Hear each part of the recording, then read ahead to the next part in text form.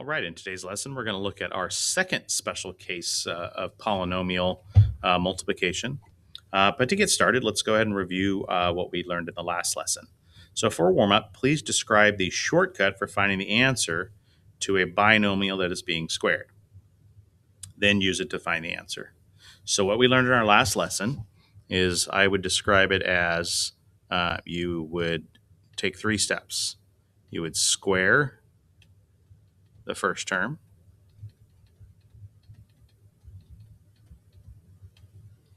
I'm going to skip a step here. I'm going to go down to step 3. You're going to square the last term. I'm going to make extra note here that it will always be positive.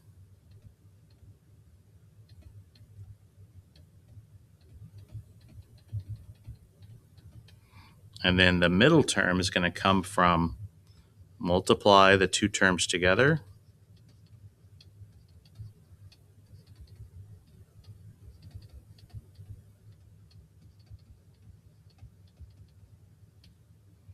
and double.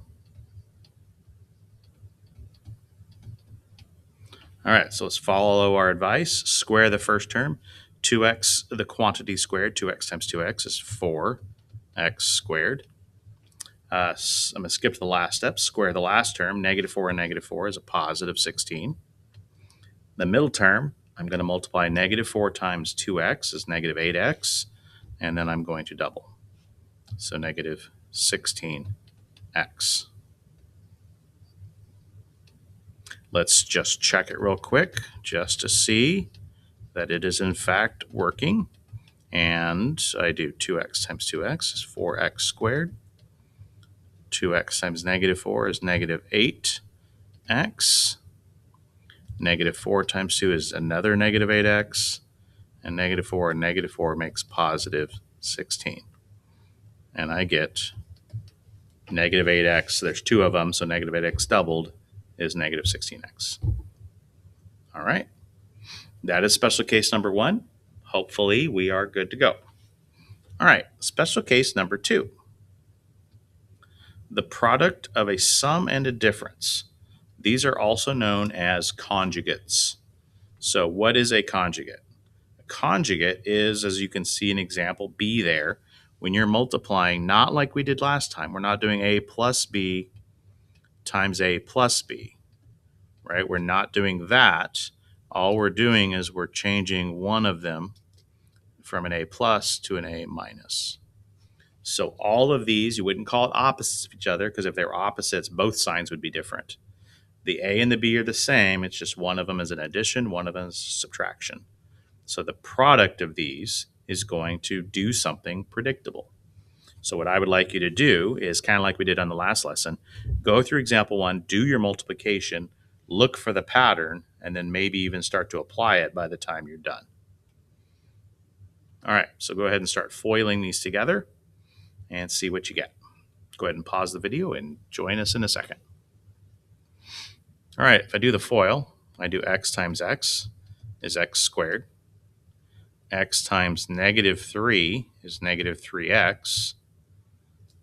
And then positive 3 times x is a positive 3x. 3 times -3 is -9. When I add them together, -3 and positive 3 cancel out. I'm simply left with x squared minus 9.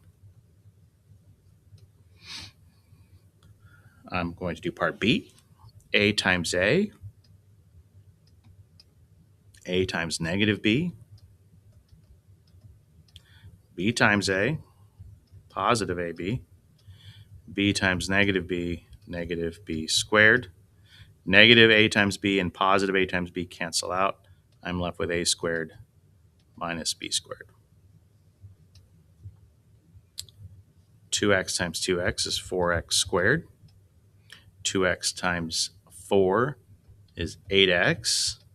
-4 times 2 is -8x. And then -4 and 4 is -16.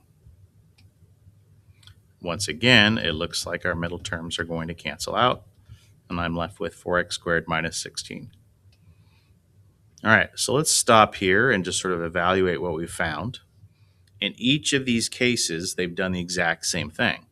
The middle terms, when I do my O and I of FOIL, right, both times it has generated the opposites terms in the middle, a negative 3x and a positive 3x.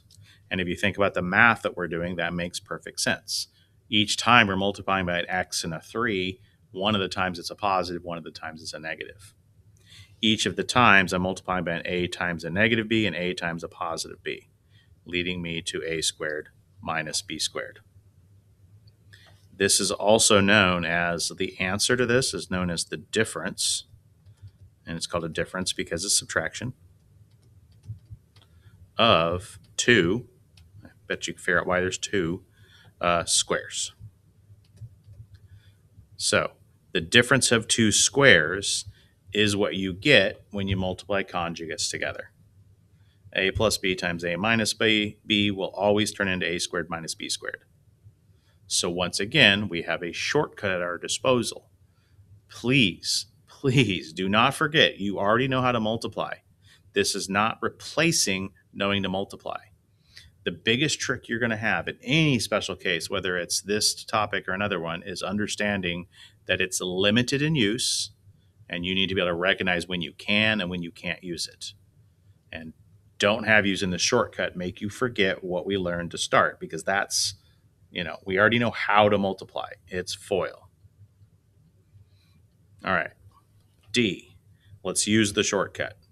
The shortcut simply looks like I'm going to square the first term, 25x squared. I'm going to square or multiply the negative 7 and the positive 7 and get negative 49, and I can ignore multiplying the middle two terms together because they're just going to cancel out. So if I recognize that, then I can use that to my advantage and get the answer much quicker. So describe the shortcut when multiplying binomials that are conjugates. I guess I would say square the first term, because it's the exact same number. Square the second term, because they're the exact same number.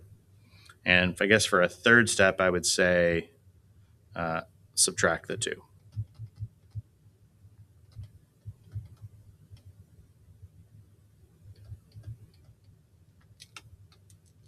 Subtract the results. So once again, if we look at our kind of example that gives us the rule, we're going to follow it. We're going to just look at either one of them. So I'm going to square a and get a squared. I'm going to square b and get b squared, but I'm going to make sure I subtract in between, a squared minus b squared. Only to be used in this limited situation. Okay, but this is a very useful skill. I used it in a lesson just the other day in accelerated precalculus and regular precalculus. It's something that comes up all the time. Okay, multiplying conjugates. All right, let's have you just practice a few and then check back in when you're done, and let's see if you got them right. Again, please use the shortcut, and if you want to verify a couple of them, just make sure you did it right. With FOIL, go right ahead. All right, so here's how quickly this should be. X squared, 25, x squared minus 25. X squared minus 100. X squared minus a half times a half is a fourth. Again, I'm doing the shortcut because they're conjugates. These are conjugates, so I'm going to square the first term. I'm going to square the last term and subtract with a subtraction, or put a subtraction between them. And then finally, this one, the danger you're going to do, even if you're like, I got it, I'm not going to make any mistakes.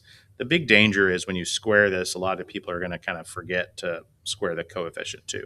So 2x, the quantity squared, is a 4 and an x squared. 3y squared is a 9 and a y squared. And we subtract them. Let's test this one using FOIL just to see. 2x times 2x is 4x squared.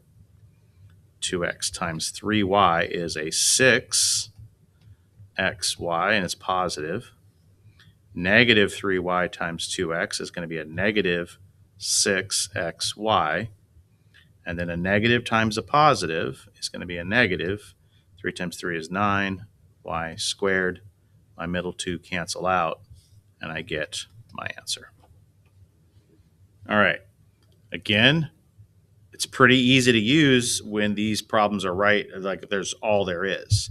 But you need to be prepared to use them like in the middle of any other like if I gave you a worksheet that had 25 multiplication problems and scattered in between just typical FOIL are some of these.